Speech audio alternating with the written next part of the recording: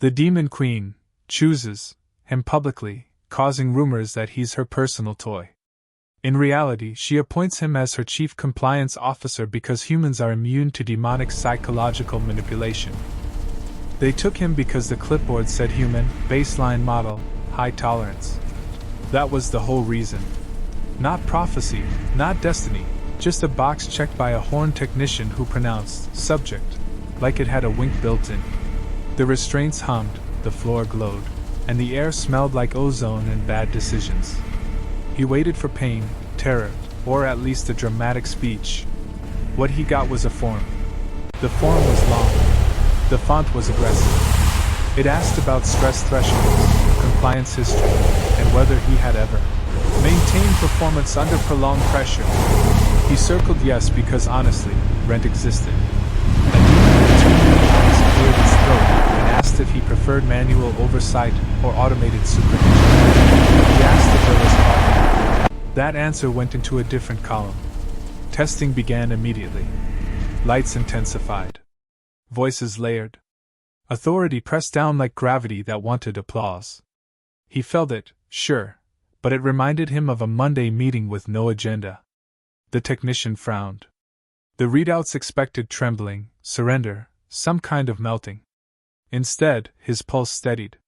He asked how long this would take and whether there was a break schedule. Someone whispered that he was remarkably stable during stimulation. The translator made that worse. They escalated. Endurance trials, they called them. Increased load, sustained output, repeated exposure. Every phrase arrived with a murmur from the gallery, demons leaning in as if this were a private show. He kept notes in his head. Load felt like noise. Output felt like patience. Exposure felt like being stared at by coworkers who wanted you to fail. He had survived worse with less snacks. When the Demon Queen entered, the room changed temperature. Authority didn't announce itself, it rearranged you. Crowns didn't sit on her head so much as orbit it. Her gaze pinned him like a specimen and, for a long moment, said nothing. Silence did more than shouting ever could. The crowd held its breath. He cleared his throat. Is there a goal metric? He asked. Because if this is open-ended, I'd like to set expectations. The translator hiccuped. The murmurs exploded. The Queen smiled, not a warm smile, not a cruel one. A curious smile. She said he was being selected. Publicly. Chosen. Her words were precise and devastating. This subject demonstrates exceptional resistance and consistent performance under pressure. He will be reassigned to me. That sentence detonated. Demons gasped. Someone dropped a stylus. A pair of imps fainted in opposite directions. The phrase reassigned to me ricocheted through the chamber, picked up new meanings, shed old ones, and came back wearing rumors like perfume. He felt every eye on him, measuring, imagining, rewriting him without permission. He raised a hand, as if in class. Does reassigned come with a new badge? He asked. Because the old one pinches. They paraded him past sigils and stairs. Whispers followed. Personal asset. Exclusive access. Private trials. Someone giggled. Someone hissed. Someone asked if humans always looked that calm when they were about to be evaluated. He tried to focus on breathing and not on the way every sentence sounded wrong when translated. The Queen walked ahead, unhurried, letting the assumptions do their work. In her antechamber, larger than his apartment by an insulting margin, she turned and studied him like a puzzle that refused to scream. She tested him without touching him. Presence first. Command layered over command. A push that bent knees and broke wills. He felt the urge to kneel, acknowledged it, and filed it under optional. He stayed upright. You are difficult to influence, she said. I get that a lot, he replied. Usually from managers. She increased pressure. The air thickened. Symbols crawled along the walls. He exhaled slowly, grounding himself in banalities. Grocery lists. The smell of rain. The fact that this room had terrible acoustics. The pressure slid off him like a memo he'd already read. Your kind submits differently, she said, intrigued. Or not at all. We prefer clarity, he said. And deadlines. She laughed then, a sound like glass learning humor. She announced his role to the court before he could object. The words landed carefully, Chief Compliance Officer. The title meant nothing to the crowd and everything to her. The reaction was chaos. Compliance sounded intimate to ears trained on domination. Officer sounded official enough to make it worse. The rumors went feral. He heard them as he was escorted to quarters that were comfortable in the way a trap can be comfortable if you stop noticing the teeth. He was the Queen's favorite. He was under constant supervision. He was handling sensitive matters. He was being put through rigorous review. Every phrase was true and false at the same time. Work began immediately. He read charters. He audited rituals. He asked why the torture quotas were quarterly instead of monthly and whether anyone had considered consent forms for summoning. Demons recoiled from the questions more than from the Queen's glare. Paperwork, it turned out, was terrifying. She watched him work with the same interest she'd shown during testing. He didn't bow. He didn't flirt. He didn't break. When she leaned in and asked if he could handle sustained responsibility, he answered that he could, provided there was authority to say no and a process to escalate concerns. The room shuddered. Somewhere, a prophecy quietly resigned. By the end of the day, he was exhausted in the human way, mentally wrung out, oddly proud. The Queen dismissed him with a nod that sent the gallery buzzing again. As he left, a demon whispered that he was brave to survive such intense selection. He shrugged. "It's just work," he said. "You show up. You keep your head. You don't let the pressure define you." The whisper followed him down the hall, already transformed. Just work became just chosen. Chosen became claimed. And claimed, in a realm like this, meant everything people wanted it to mean. By morning, his reputation had outpaced him. He hadn't even finished his first cup of something that pretended to be coffee before the whispers reached a roar. Demons bowed too deeply or not at all, eyes lingering, expressions unreadable but loud with implication. Someone had carved his name into a pillar and added exclusive. Another had underlined it twice. He corrected neither. Correcting rumors only teaches them to multiply. The Queen's court was a study in anticipation.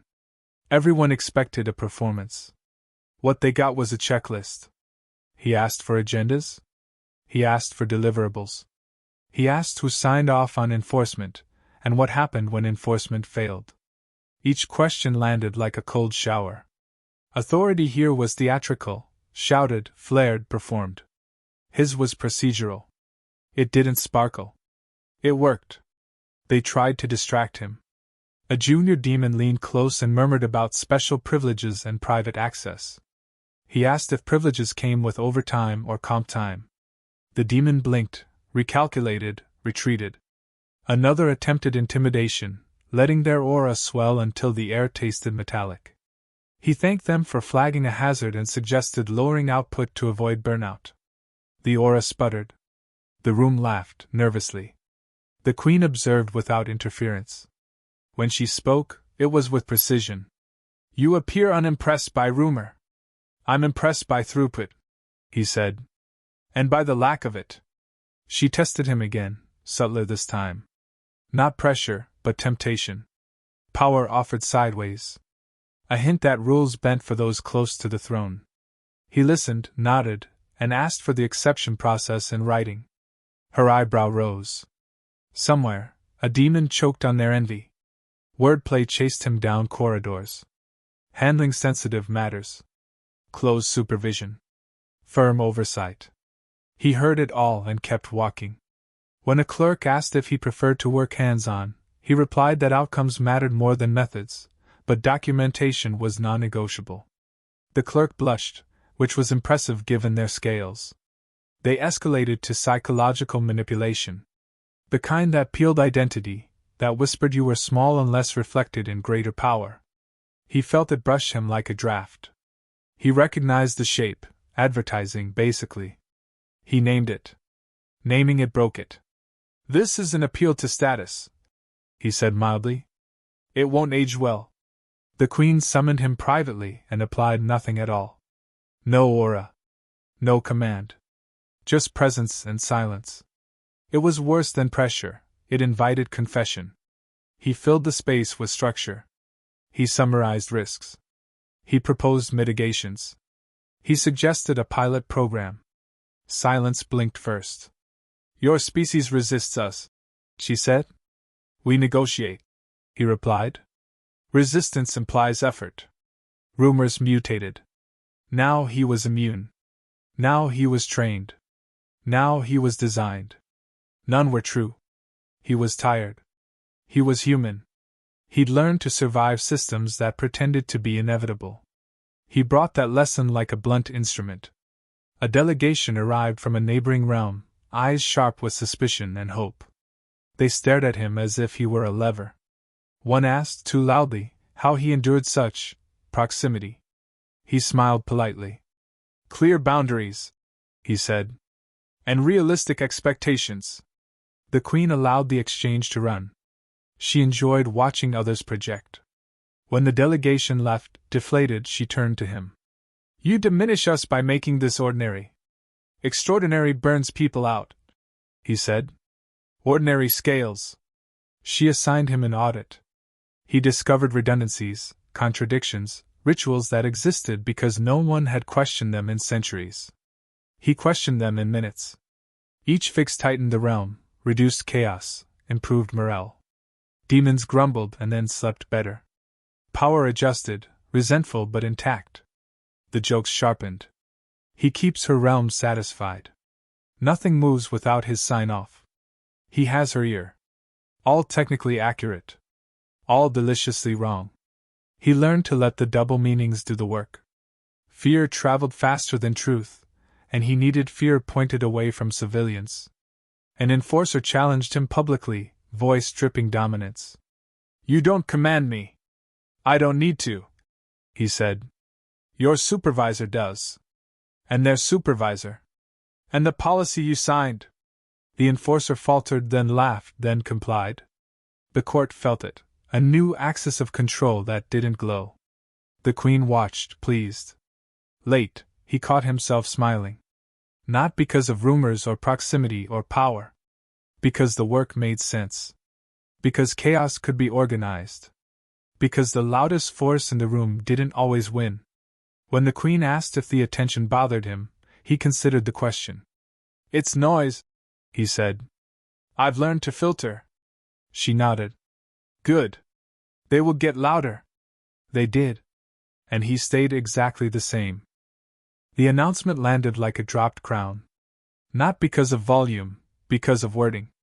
The Queen spoke carefully, letting each term bruise expectations on the way down. He was not a consort. Not a pet. Not a prize. He was confirmed as Chief Compliance Officer, with full authority to audit, suspend, and restructure demonic operations that failed to meet standard. The silence that followed was dense enough to file against. Someone laughed, high and brittle. Someone else whispered that compliance sounded intimate if you didn't know what it meant. He knew what it meant. It meant being blamed when things went wrong and ignored when they went right. It meant leverage that didn't shine. It meant work. The Queen explained, because explanation was part of the strategy. Demons responded to dominance until they broke. Angels responded to doctrine until they rebelled. Humans responded to systems. They didn't dissolve under authority. They metabolized it. They asked who, how, and why. They survived because they expected nonsense and planned anyway. He felt the court shift from disappointment to fear. Fear was useful. Fear followed process. His first directive was immediate and surgical. Ritual intake was paused pending review. Torture quotas, yes, quotas, were suspended until justification could be documented. Summoning contracts were rewritten to include consent clauses that couldn't be waved away with a flourish. Demons protested. He asked for evidence. Evidence arrived thin and offended. He denied exceptions with a smile that said try again with better data. The jokes didn't stop, they sharpened. He's tightening procedures. He's enforcing boundaries. He makes her realm run smoother than ever. The Queen let it all circulate. Ambiguity did more than censorship ever could. He learned to speak in sentences that could be overheard without damage. We need to review access. That activity requires approval. You're exceeding acceptable limits. Each line meant exactly one thing and sounded like three. A senior archdemon attempted a power play, citing ancient prerogative and implied closeness to the throne. He listened, nodded, and asked whether ancient prerogatives were exempt from modern liability. The archdemon paused. Liability was new. Liability stuck. The exemption request was withdrawn. He built a team. Not the loudest. The reliable. Clerks who noticed patterns. Enforcers who preferred order to spectacle. Analysts who could read between lines without writing fan fiction. He set hours. He set rules. He set escalation paths. The realm resisted and then adapted, the way water does when you finally give it a channel. The Queen checked in without hovering. She asked about bottlenecks. He answered honestly. She asked whether the court was undermining him. He said yes and named names. She smiled and made it stop. Respect followed efficiency. When a neighboring realm accused the Demon Queen of corrupting her court with human softness, she invited them to observe and audit. The observers watched demons squirm under questions instead of flames. They watched power submit to documentation. They left unsettled, whispering that the human had changed the way pressure worked. He wrote that down as a metric. Privately, the Queen asked him why he didn't leverage the rumors for personal gain. He considered it. Because they already do the job, he said. If I confirm anything, it becomes fragile. She accepted that. She liked tools that didn't demand credit. The realm improved in measurable ways. Fewer rebellions. Faster recovery. Lower collateral damage. Higher morale, annoyingly. Demons slept. Citizens noticed. Chaos complained that it was being managed. Of course, resentment pooled. A faction formed, drunk on the old ways and the new gossip. They claimed he'd compromised the throne, that proximity had softened judgment. They used words like entangled and compromised and handled. He responded with an audit so thorough it felt personal. It wasn't. It was clean. The confrontation came in public, because resentment always wants an audience. They accused him of overreach. He cited statute. They accused him of favoritism. He published criteria. They accused him of control. He showed outcomes. The Queen watched, hands folded, letting him own the floor. When it ended, the faction had nothing left but the rumors they'd started. The rumors were still useful. The faction wasn't. Later, alone with his notes, he felt the fatigue catch up. This was the part no one gossiped about. The long hours. The quiet decisions. The pressure that didn't roar. He stretched, breathed, and kept going. Humans were good at that. The Queen stopped by, unannounced, which was her version of courtesy. You have altered my realm, she said. Incrementally, he replied. Reversible if needed. She shook her head. No. That is the alteration. They stood in silence that didn't ask anything from him. It was the best kind. When she left, she did so with a nod that meant trust, not claim. Outside, the court buzzed. Inside, the work continued. The human stayed exactly where he was supposed to be, between power and people, translating pressure into process. And the rumors kept doing what they did best, protecting the truth by drowning it in implication. By the time the fear settled, it had a shape. People knew where not to push. They learned which doors closed softly, and which closed forever. The human's presence changed traffic patterns in the realm. Conversations lowered when he passed. Not because he threatened, because he remembered. The rumors matured into doctrine. Other realms hesitated. Diplomats stumbled over phrasing, unsure whether access was literal or lethal. He never clarified. He just asked for agendas and minutes. The Demon Queen let the confusion bloom. It kept blades sheathed and mouths cautious. The rebellion came anyway. It always did. Fueled by envy, nostalgia, and the belief that chaos was a birthright. They gathered in the old districts where compliance had teeth and memory had scars. Their speeches dripped with implication. They accused him of ownership, of influence, of proximity that compromised the throne. They promised a return to purity, meaning noise. He didn't answer with force. He answered with notices. Violations logged. Funding frozen. Ritual licenses suspended. Supply chains audited until nothing moved without a signature.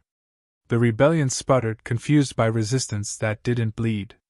They tried intimidation. He scheduled mediation. They tried spectacle. He required permits. They tried to escalate. He documented. The Queen watched the collapse with interest.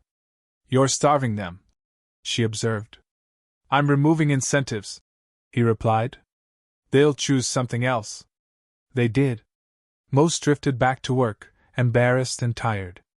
A few held out. He offered amnesty contingent on training. They accepted. Pride yielded to process. After, the court buzzed with a new kind of admiration. Not lust, not awe, relief. Things made sense. The realm ran. Citizens slept. Power still ruled, but it had rails. The jokes softened. He keeps things tight. Nothing slips through. He's got a firm grip on operations. He let them laugh. Humor was a pressure valve. The Demon Queen addressed the court, not to praise him, but to formalize what already was. His authority renewed. His scope clarified. Her endorsement precise enough to survive translation. She didn't touch him. She didn't need to. Proximity was now administrative. Later, she asked him if he missed home. He thought of small things: uneven sidewalks, bad coffee, the relief of clocks that didn't judge. "Sometimes," he said. "Mostly I miss predictability." She nodded. "You have brought it." He smiled, tired and real. "For now." They walked the length of a corridor built for intimidation and used it for conversation. She asked about sustainability. He answered with metrics. She asked about succession. He suggested training locals. She asked what he wanted. He asked for a day off and a decent chair. She laughed and granted both. The rumors never died. They didn't need to. They kept enemies guessing and allies careful. He learned to weaponize understatement. When asked if he truly had the Queen's ear, he said, "We meet." When asked if nothing happened without his approval, he said, "Some things shouldn't." When asked what it was like to be chosen, he said, "It's a job." And it was. A human job, done humanly. With flaws and patience and an allergy to nonsense. The realm adjusted around that gravity, surprised to find it stable. On his day off, he sat in the chair, finally decent, and listened to the hum of a system running as intended. No applause. No spectacle. Just continuity. He checked messages, cleared a backlog, and ignored a rumor that claimed he'd smiled at the Queen and caused a war to end. He smiled anyway. Let them have it. The Demon Queen passed by, paused, and inclined her head. Not ownership. Not claim. Recognition. He returned it, and went back to his work. In a realm built on domination, the most dangerous thing had turned out to be a human who stayed calm, kept records, and let everyone believe whatever made them behave.